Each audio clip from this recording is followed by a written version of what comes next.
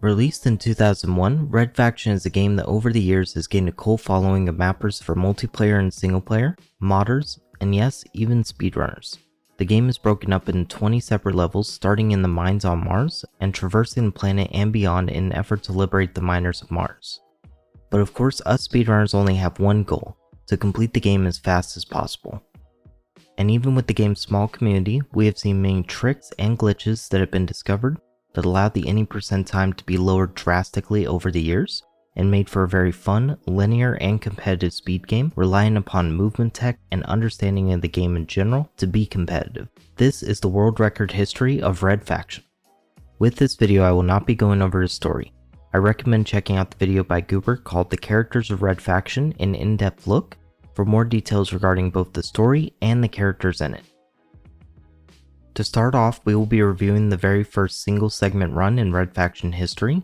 That way we can understand our start point of the route and run, and later introduce the changes that led us to where we are today. The very first known single segment run for Red Faction came by Magnodds back in September of 2013 for a time of 1 hour, 4 minutes, and 18 seconds.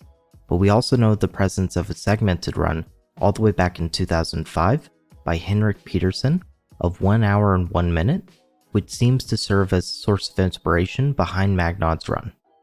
This was a very basic run with little of skips or tricks, but the presence of a split file on the right shows us that Magnodds had done a few runs prior before uploading this to YouTube. In mine, he runs straight forward to the end elevator with a few minor movement errors. Although this doesn't slow down his time much, it does look a lot different than the route we know today. In Barracks, the story is similar with very little deviation from the intended route. Minor registration is where we see our first deviation with a geoskip. Geoskips refer to a technology the Volition used for a destructive environment engine called GeoMod.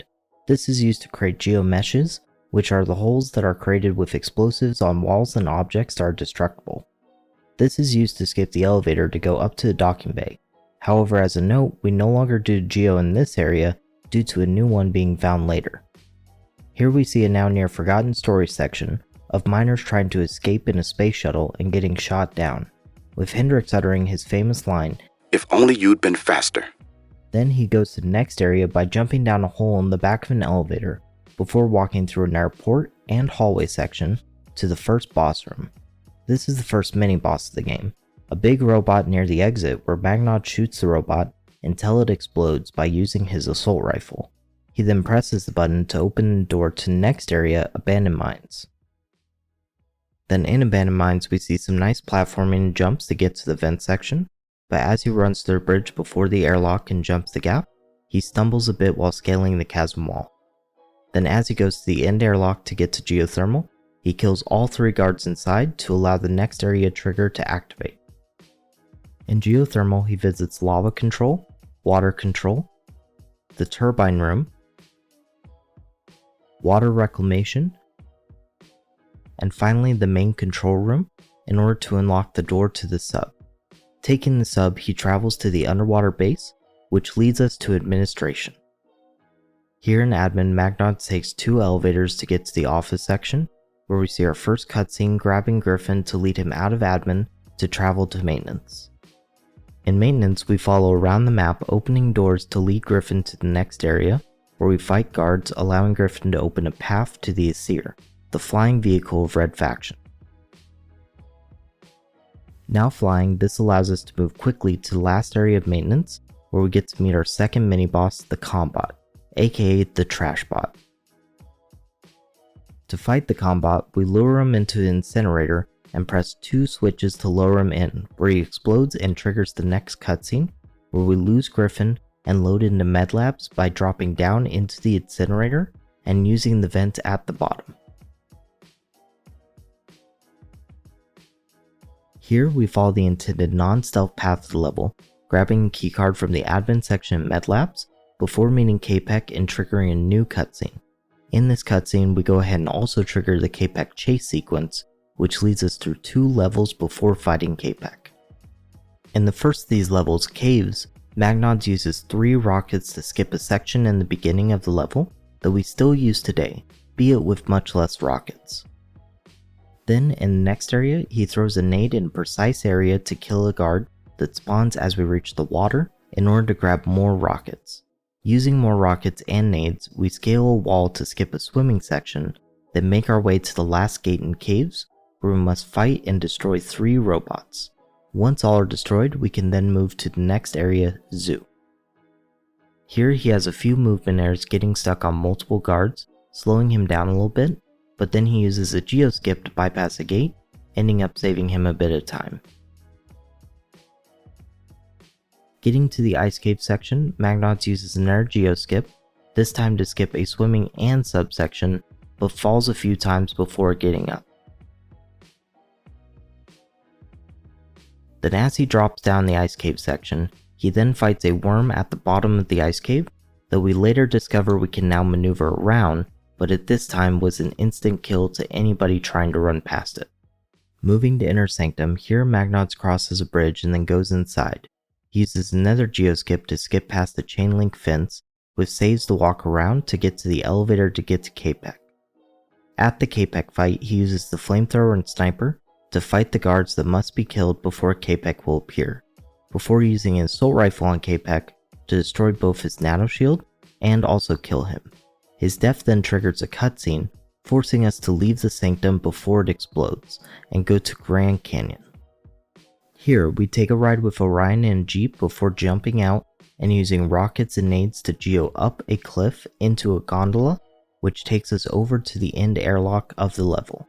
As of now, we aren't sure who found this skip, but it was first implemented by Henrik Peterson in the very first Red Faction segmented run, all the way back in October of 2005.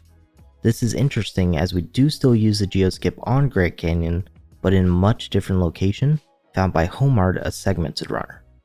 In Comms Tower, he uses the standard path of going up 2 elevators to the computer at the top of the level, and triggering another cutscene, then escaping to the next map called Trams. In Trams, he also completes the level the intended way, riding the tram to all 3 stations before triggering another cutscene where we disable the missile defense system, triggering the tram base to self-destruct. Mom said I'd come to a bad end. This one's for you, Mom.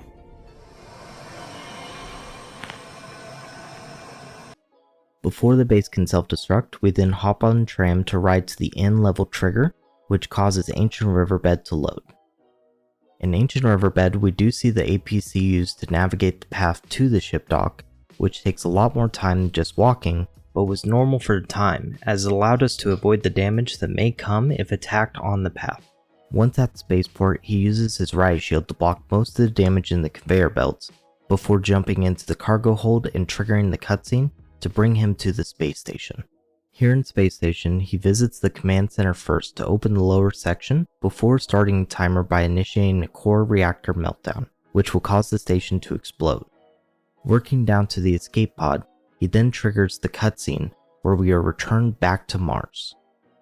In Crash Site, we run all the way around to the right side of the map using a now unused path, then navigate our way to the end airlock where we are now gassed and sent to the Merc Center holding cells. In Merc Center, Magnots is stuck in a forced waiting section before being freed from the holding cell. Once freed, he then navigates the Merc Center, slowly clearing the area before making his way to the power generator. Shutting this down allows Hendrix to join us in person and open the next area, Masako's lair. Here, Magnots uses the vents to get to the next area, using the railgun to clear the guards out of the way that may try to shoot him through the vent, and then trigger the Asir to move down the conveyor system and allow him to fly to Masako at the end of the level. Magnots fights her using the HMG, the heavy machine gun, to slowly take down both her shields and her health. At the bomb, Magnots races to disable the nuclear bomb, ending the game and getting a starting time of 1 hour and 4 minutes. Eventually, after many improvements in routing and a better understanding of the movement and the mechanics of the game, Magnots had reached his goal of sub 1 hour, with a time of 59 minutes and 38 seconds, with his previous improvement being a heartbreaking 1 hour and 1 second. This was the very beginning of routing for the game, so with much more consistent routes and better movement, along with a glitch in vents and abandoned mines to have a fan blade push him out of bounds before jumping to the end, which is a very small time save, but is the first out of bounds trick to be used in the game. It is not known who found this trick, but Mag was the first to implement it into runs. But this was the last improvement for Magnaut. Having reached his goal, he stopped uploading runs. Next to take the record is Neokiller. In March of 2014 with a time of 59 minutes and 1 second, and then following it up with 58 minute and 27 second run in April. Most of this time save came in the form of a discovery that was known in the community since somewhere around 2008 to 2009, but first shown in a video by Magnauts. We discovered that when using the flamethrower against an enemy like K-Pek or Masako that has a nano shield, it will instantly destroy the shield and kills them very quickly, as the flamethrower has the highest damage per second in the game due to an oversight on how frames per second impact the damage that is dealt by the flamethrower. But this feature of it destroying nano shields remain regardless of frame rate and is present in all versions of the game. The record was next broken in June of 2016 by a runner named Surrealistic Infinity. With a time of 57 minutes and 28 seconds, Surreal had shaved off nearly a minute from the run. But where did that time come from?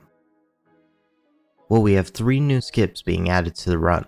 You see, we discovered that a ceiling of an elevator in minor registration had no collision. So if we stood in the right area, we could pass right into the wall and jump directly into the spaceport, skipping a long section where we had to navigate to a button to open the port up and saving quite a bit of time. We also introduced a new trick called water boosting.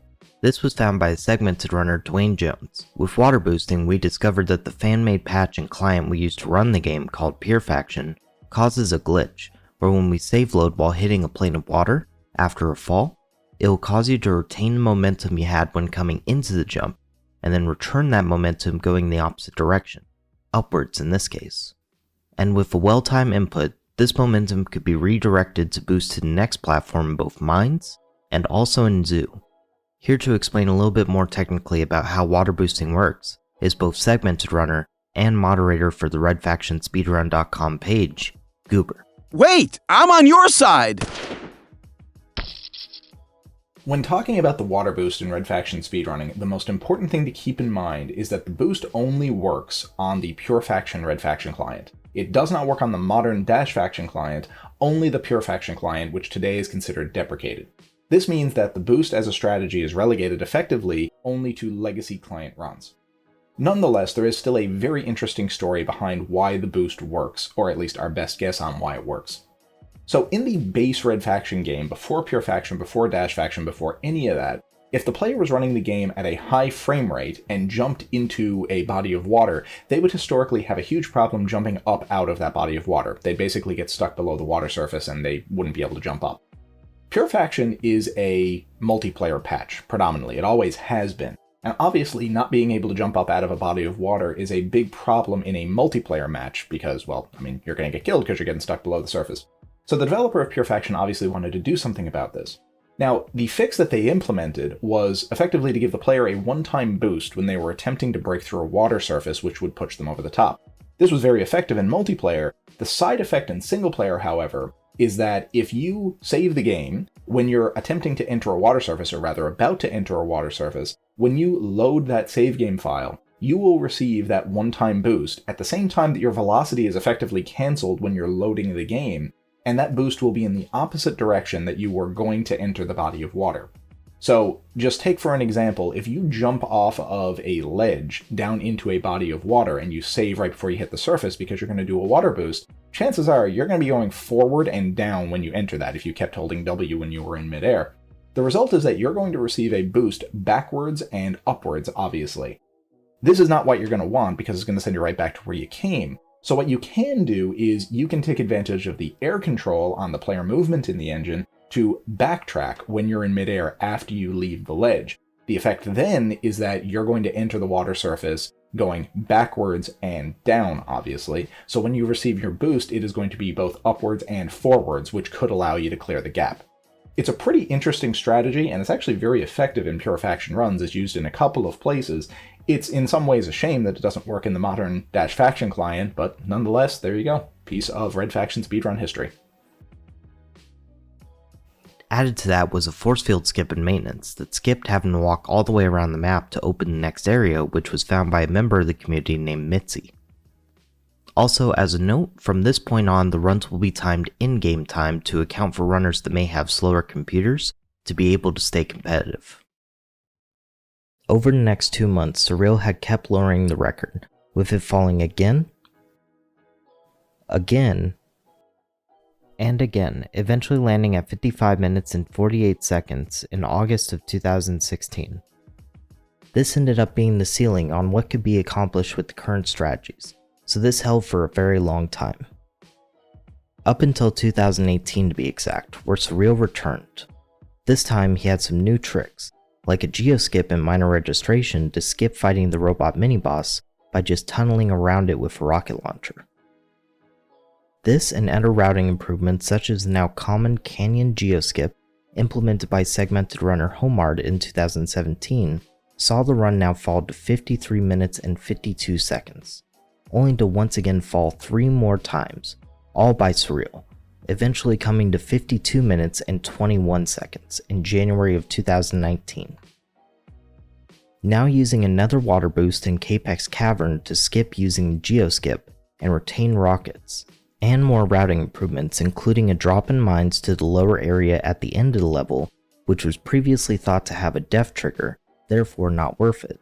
If you were to use 2 rockets to kill the APC and then drop down, then it would erase the death plane, allowing us to drop down safely. Also, now the first inclusion of a spawn air. A spawn air happens specifically in Pure Faction when a player is in an area which in loading a save, it cannot put them back into the correct area, such as when out of bounds, or in this case in trams by clipping into an NPC model. Once you save load while inside an NPC, your entity is actually displayed as outside the bounds of the level, and when you save load while outside the bounds of a level, your entity is destroyed, and then it's respawned as a specific area of the level. In this case, it's the tram that brought us to this level anyway, so once we go and get there, it triggers the tram to go to the end of the level, and then trigger Ancient Riverbed to load.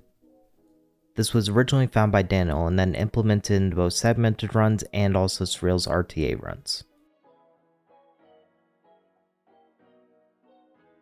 All of this accumulated in August of 2019, where Surreal uploaded his last Pure Faction run, with a time of 52 minutes and 2 seconds. I myself returned to Pure Faction in November of 2020, but my time of 49 minutes and 48 seconds included tricks previously banned in the rule set. So for all intents and purposes, Pure Faction died at 52:02, with Surreal dominating for nearly 3 years and pioneering both guides for running the game and the implementation of tricks that had mostly come from the segmented speedrunning community. But after Pure Faction came Dash Faction. Dash Faction was an improvement in many areas, now allowing us to skip cutscenes throughout the runs, but also fixing a memory leaking issue, which allows us to use save loads without needing to worry about crashing, which before was a constant worry. But also, it fixed a bug that was useful in previous runs, the water boost. Unfortunately, the water boost bug was created by Pure Faction itself and is not present in the normal game, so Dash Faction is a much truer representation of the actual game itself, however now needed other tricks to meet the time set in Pure Faction. The first time a user on Dash Faction with a run that eclipsed Surreal's Pure Faction run was Intharth, a runner that started on the PS2 version of the game and then started to use the Dash Faction patch early in the development, before it was viable for speedrunning. In September of 2019, he got his first record to beat Surreal at 51:57, which used the same strategies minus the water boost, but had an odd section where he decided not to skip the maintenance cutscene at the end, and this was due to an error with Dash Faction patch that caused this specific cutscene to crash the game if it was skipped. Eventually, the record fell all the way to 47:11 in December, and most of the improvement came from not only the cutscene skips, but also generally better movement, as well as also a force field skip in mines that saves a minuscule amount of time, but became common throughout the run's history. A brand new minor registration glitch, this glitch found by a user named Hotshot, allows the players to move out of bounds. In certain areas of the map, by save loading and moving forward into corners, this allows us to move out of bounds, saving massive amounts of times by allowing us to jump or in some cases just walk to the next area of levels, which was further explored and implemented by both Intharth, Goober, Homard, and Daniel. To explain more in depth exactly how the out-of-bounds trick works, I'm going to pass it over to Intharth to explain. Hey, Intharth here. So, the truth about the corner out-of-bounds skips is that we don't fully understand every aspect of it. But I will give you a description of our best guess at what is happening. Essentially, there are two elements at work. The first one is when you save the game. The save game file stores the rounded position of the player. Now when you load the game again, the player's new position is the rounded position from the save game file. The result is that the player moves short distances between saving and loading.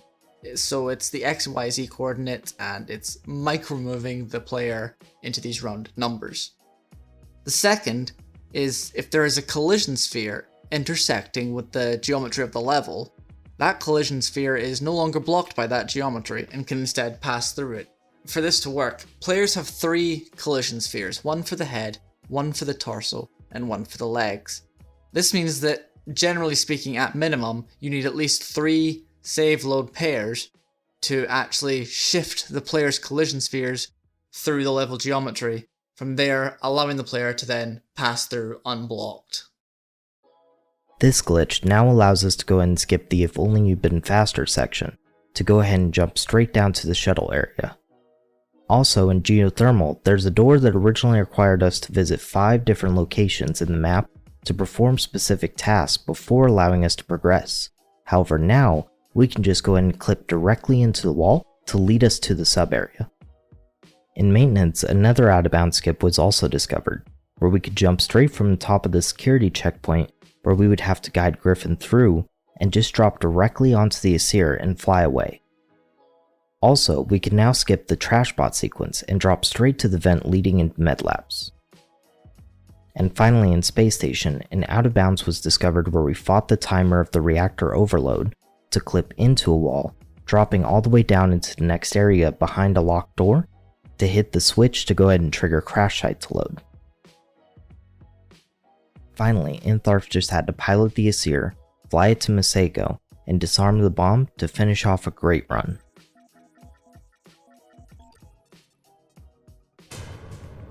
It stopped counting down. Did I disarm it? Yeah, let's go with that assumption. The record then changed hands to Spring Stingray, with no major improvements besides execution for 2 records, one at 56:49 and one at 45:57. Intharth got the record back with a 44-minute 14-second run, now including another out-of-bounds skip and minor registration. This skip now allows us to go ahead and drop out of bounds on top of a door to run directly over to the boss section, and this would go ahead and skip out the entire section walking into the spaceport, around through the hallway to the door. Now we just go ahead and go straight to the door itself.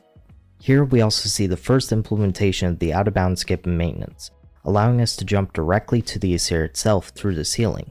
This was first found by Goober and first implemented here. We also found an out of bounds in Maseko's lair that allows us to go ahead and bring the Aesir out of bounds and fly directly to the bomb itself, because with the bomb the trigger is still active without needing to fight Maseko, allowing us to skip her entire sequence. Now in mid-2020, the run had changed hands between 2 new players, Etnius and Seni, also known as Lavinza. Both runners improved back and forth with the battles to see who could get the record next. Etnius was the first to take it at 44:03, missing out on becoming the first to break the 44-minute barrier. Then Seni broke the 44-minute barrier at 43 minutes and 53 seconds in June of 2020, here implementing another segmented strategy for mines, using rockets to blow up a pillar and jumping on a conveyor belt before using more rockets to blow his way over to an APC. This was a small time save, but it was enough to help push his run down further. Etnius ended the back and forth battle with a 43:39, followed up quickly by a 43-minute and 14-second run set in July of the same year. This record then stood stagnant for 2 months, but both runners had plans to go after the next minute barrier at 42 minutes. a feat that each thought would be very difficult without new skips being discovered to save more time. But before any progress from either runner could occur, a new runner had joined the field, me. When I started running the game, the only goal I had was to get a 43-minute time, as I felt that my skill level put the record out of reach. There was just one problem with that. It wasn't.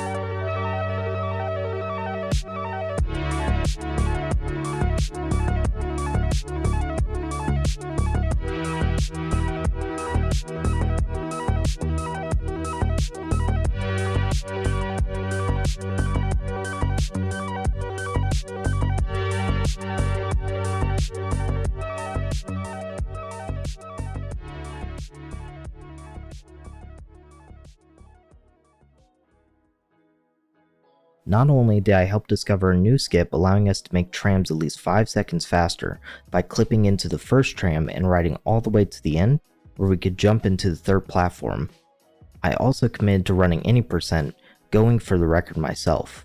My first close time was just 5 seconds short, on August 31st of 2020 with 43 minutes and 19 seconds. But a few days later I had done it. I obtained a time of 42 minutes and 45 seconds, smashing my previous PB and the new minute barrier. I was very proud of this time and amazed that I had reached a new minute barrier, but there was an issue.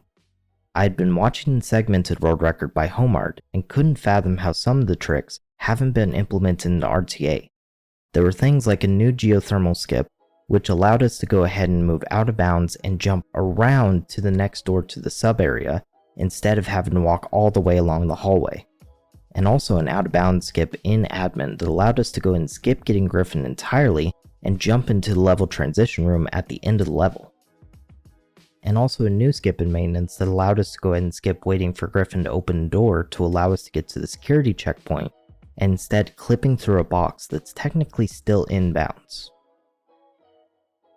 And finally, another discovery of my own. Usually in the ice section of Zoo, we would use a few rockets between 6 and 3 to go ahead and skip the section to climb up to the next area. However, I found a setup that only uses one. Added to that were other discoveries that myself, Goober, and Cinny, also known as Lavenza, had also made, such as an easier and faster space station clip, which was found by Cinny. A nade skip that allowed us to throw a nade out of bounds to hit K-Pek and teleport to him in Med Labs found by Goober. And with all these discoveries, it allowed us to get better at out-of-bounds clips, due to a better understanding of the angles required to clip easier. All of this accumulated into not 1, not 2, but 11 total separate improvements to the run. Finally, another minute barrier was broke in October of 2020 at 41 minutes and 56 seconds, then driving it down to a 41 minute and 9 second run in March of 2021. This proved to be a tough time to beat, standing until May 5th, with a time of 41:14? Yes, that time is right. You see, there's an issue with my runs. I don't enjoy playing on Twitch, and I almost exclusively play offline to listen to music, watch TV, and also listen to podcasts. But unfortunately, due to this, almost all of my records had either no sound or had overlaid music as a filler. But Goober had mentioned that a friend of his had went to go watch the record and couldn't get through it because of both the overlaid music and also because of a mod that I had installed changing the assault rifle model to an AK-47, as both felt pretty out of place for the game. Added to that, we also had a user submit to the board due to a competition I was running at the time who had an awful filter overlaid on the video and was way too dark to allow. Therefore, we decided to implement recording standards, requiring your screen to not be obscured by filters or pictures, but audio also must be able to be heard throughout the whole game session, and also no client-side weapon replacement mods like the AK. I agreed, as also I didn't like that there was no sound, but didn't want to wear 2 headphones to listen to other content. But thanks to Dwayne Jones, both a segmented runner and also the current Dwayne% world record holder, The labs are heavily guarded. K-Pack is a very nasty creature. There's a vent that leads to the lab, but you're not going to... I know what you're about to say. You're What? somewhere above You're gonna the make a med joke labs. about the med labs, how I ran around in a circle. That's only because I watched other people do it, alright? Yeah. Dude, I'm looking over at my webcam. My hair's kind of Real messed thing up. is, if I don't tell you what to do, are you gonna do it again? Nope. Yes. Wait. I go here. Ah! Oh no. Where are my guns? I got no guns. Not that way. Don't kill him. Hundreds of thousands depend on it. It's the only way I know how.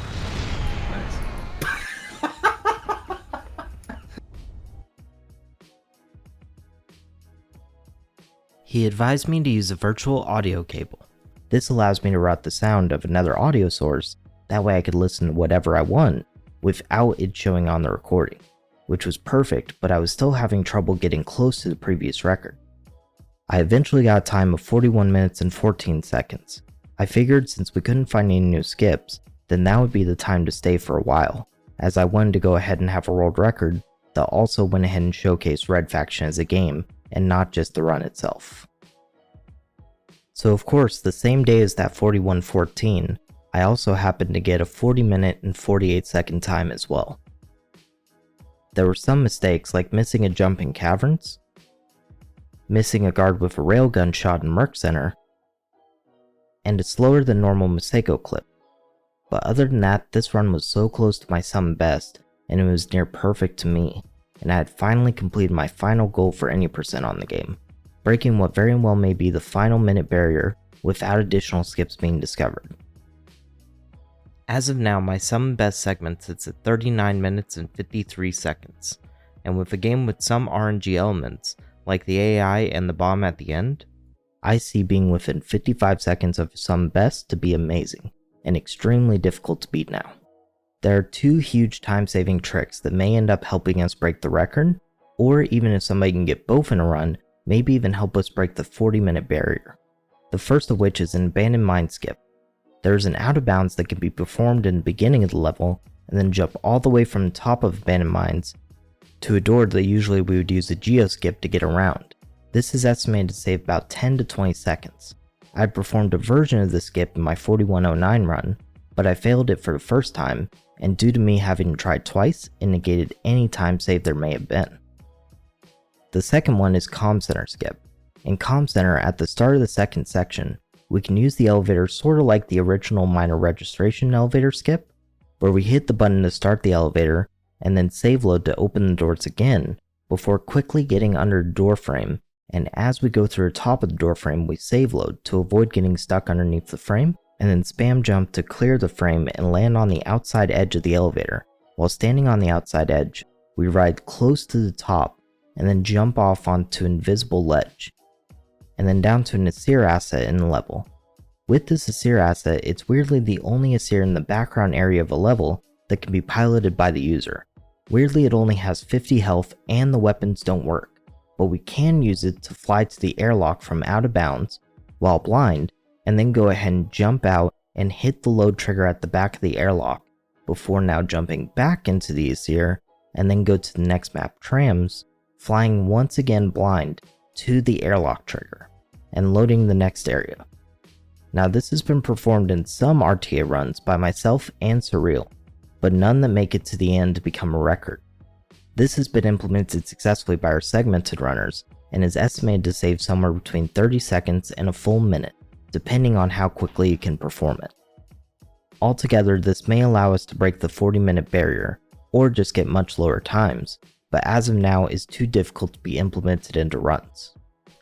As a quick little side story before we end the video, I want to explain how Comm Center Skip got found and also how important it ended up becoming to the rest of the run. Comm Center Skip was found by Hotshot in 2019, and this was all due to a bounty that Goober had posted about anybody helping him find glitches for his upcoming segmented speedrun. Hotshot responded by going ahead and posting this, which claimed the bounty. However, Hotshot didn't stop there. Hotshot went on to go ahead and find multiple glitches. One of those glitches that Hotshot found was the out of bounds glitch that we use today. So without this glitch being found, the Comm Center one that is, then we may have never gotten the out of bounds glitch. And of course this kind of set up a map for how the RTA any percent time would be lowered going forward for next year or so. Hotshot would find a new glitch. Then Goober would experiment with the glitch and figure out the best ways it could be used. And then Intharth and Surreal would go ahead and use those glitches in their RTA runs to help lower the any percent time. And so it went on for a while. So with that, I just wanted to go ahead and give a brief thank you. A thanks to Hotshot, Goober, Intharth, Surreal, Homar, Daniel, and anybody else who has ever assisted with either finding a glitch or going ahead and implementing a glitch into the RTA run. I won't make the mistake of claiming that this will stand for years, and I definitely won't say that this is unbeatable. But after all the hours of grinding, I can at least say that I've helped build a run on a game that I've fallen in love with, and I'm very excited to see new runners and old runners give it a try to attempt to break the record, as this game still has much more to give. That being said, I would like to thank all of you for watching the world record progression for Red Faction, and if anybody wishes to try the run, or even just hop into our Discord to interact, please hit the link in the top of the description to join the Faction Files Discord, and also feel free to subscribe to any of the runners linked below, or just watch the records in full. And I hope you have a great rest of your day.